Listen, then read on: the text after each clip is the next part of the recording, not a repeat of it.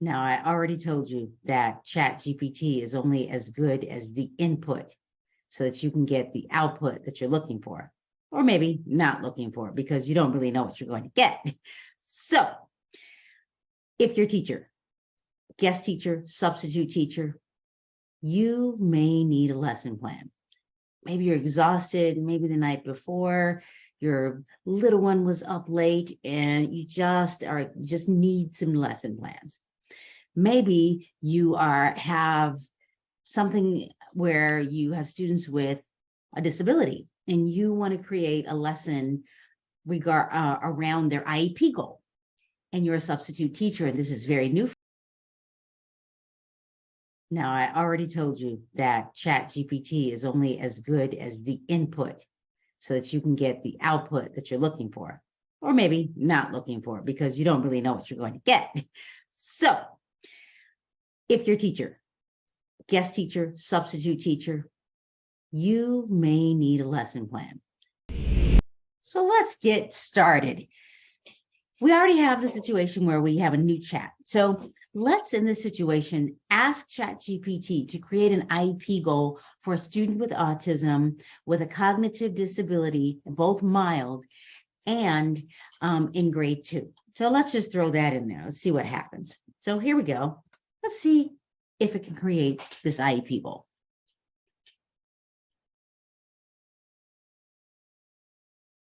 So you see, by the end of the school year, the student will demonstrate an increase in social interactions with peers and adults as measured by the teacher's observations and social interaction rating scales with 80% accuracy and 4 out of 5 opportunities.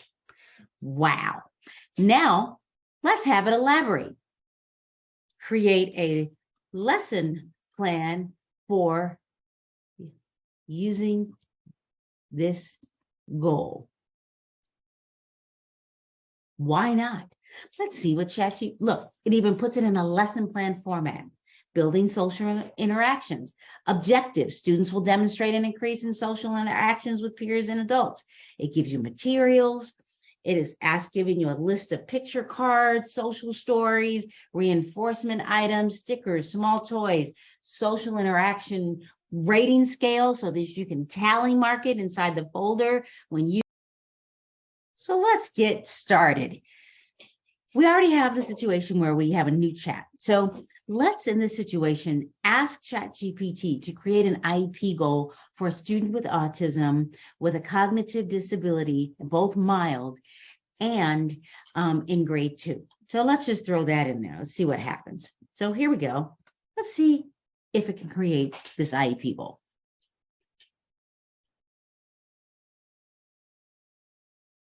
So you see, by the end of the school year, the student will demonstrate an increase in social interactions with peers and adults as measured by the teacher's observations and social interaction rating scales with 80% accuracy and 4 out of 5. Now, I just showed you one example of using ChatGPT, especially for special education and students in maybe second grade. But here's a high school one. I decided to go to the next generation science standards and pick a physical science one for grades 9 through 12. And it's about using the periodic table, one of my favorite standards. So I put the standard in there, and I'm not quite sure what's going to happen here. So now I'm going to ask it to write a lesson plan for high school physical science using the above standard. What do you think is going to happen? I don't know. Let's see. Now, I'm not quite sure what the outcome is going to be, but it's at least starting something. So students will use the patterns of electrons in the outermost energy level. Right. I can't, like this. This is going to change the dynamics of education. It's giving you an introduction. So literally giving you an intro to see where students are, reviewing with them. I bet I could ask it, come up with some examples of how to engage students with prior knowledge. I mean, guided practice, independent practice. This is new because this didn't come up with the other lesson plan. and then closure. I mean, and you can tell it to stop generating, but I want it, and then an assessment, a formative assessment. It even knows that there's a difference between formative and summative. Formative meaning throughout the work, throughout the process. Summative meaning the end, like a full quiz. Okay, let's ask it to elaborate using real world problems.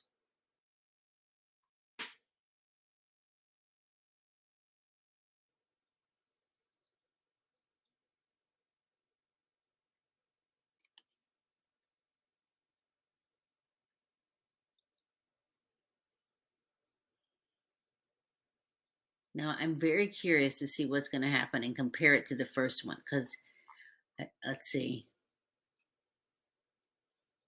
So this one at the top, it says objective students will use the patterns of electrons in the outermost energy level of atoms to predict the relative properties of elements, including the bonds.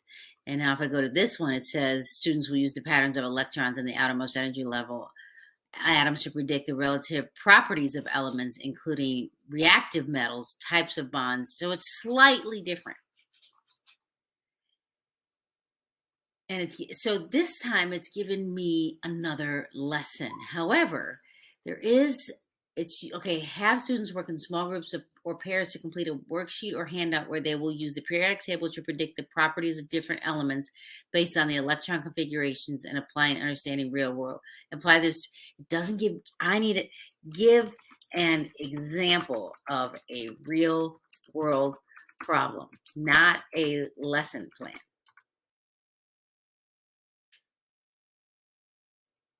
Let's see what's happening. I scroll just slightly. Okay.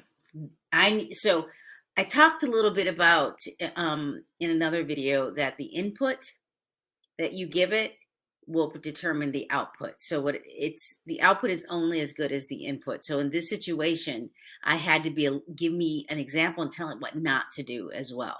So I give an example of a real world problem that can be related to the properties of elements as predicted by their electron configurations and corrosion of metals. Corrosion is the process by which metals react with other environment and degrade over time. For example, iron and steel. So it gives you an example, but now maybe you give this to the student and then you have them come up with examples. So that wasn't too bad. So I think that we're going to change some things in education. I think that you need to play a little bit. I think you're going to need to realize that the input that you give it, again, will determine the output, but at least will get you started. Because I can't tell you how many hours I spent creating lessons like this. May have been a little bit more elaborate because I can't wait for diagrams to come out with ChatGPT, but this is a start. So I think it's going to change the world.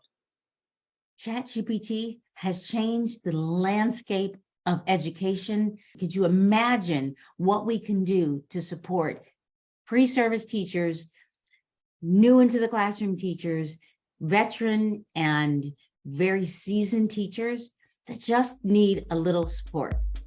I can't wait to use this platform. Be sure to subscribe, turn on the bell, and thank you. Can't wait to see you again.